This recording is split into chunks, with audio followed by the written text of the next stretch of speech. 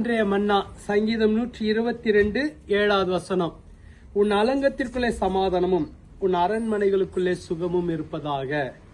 தாவீது பாடின ஒரு சங்கீதத்துல 2 முக்கியமான காரியங்களை சொல்லுகிறார்.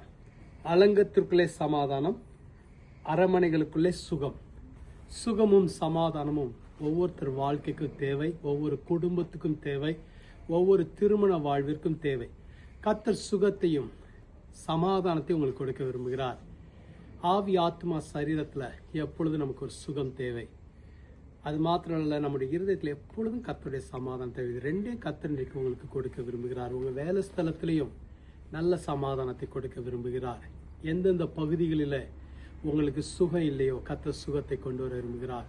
ஒருவேளை உங்களுடைய திருமண வாழ்விலே, திருமண உறவுகளிலே சில நேரங்களிலே ஒரு காயத்தோடு இருக்கலாம் நீங்க, அல்லது ஒரு வேதனையோடு போய் கொண்டிருக்கலாம். ஆனா கர்த்தர் அதுல ஒரு ஹீலிங்கை கொண்டு வர விரும்புகிறார், சுகத்தை கொண்டு வர விரும்புகிறார்.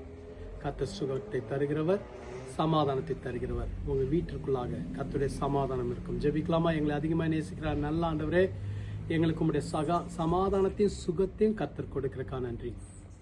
உங்களுடைய பிள்ளைகளை ஆசீர்வதியும், உங்களுடைய பிள்ளைகளை பலப்படுத்தும், உங்களுடைய பிள்ளைகளை உற்சாகப்படுத்தும், சந்தோஷத்தினால் இடைக்கட்டும். உங்களுடைய பிள்ளைகள் உமக்காக வாழ்றவங்க, உண்மை நேசிக்கிறவங்க, இவங்களுக்கு வேண்டியதெல்லாம் உங்களுடைய சமாதானம், உங்களுடைய சுகம், ஆவி ஆத்மா சரீரத்துல உங்களுடைய சுகம் எப்பொழுது இருப்பதாக இயேசுவின் கரத்துக்குள்ளாக ஒப்பு கொடுக்கிறேன். கர்த்தர் பொறுப்பெடுத்துக் கொள்ளுங்க, வழி நடத்துங்க, ஆசீர்வதிங்க. இயேசுவின் மூலம் ஜெபிக்கிறோம் பிதாவே, ஆமென். கர்த்தர் உங்களை ஆசீர்வதிப்பாராக. ஆமென்.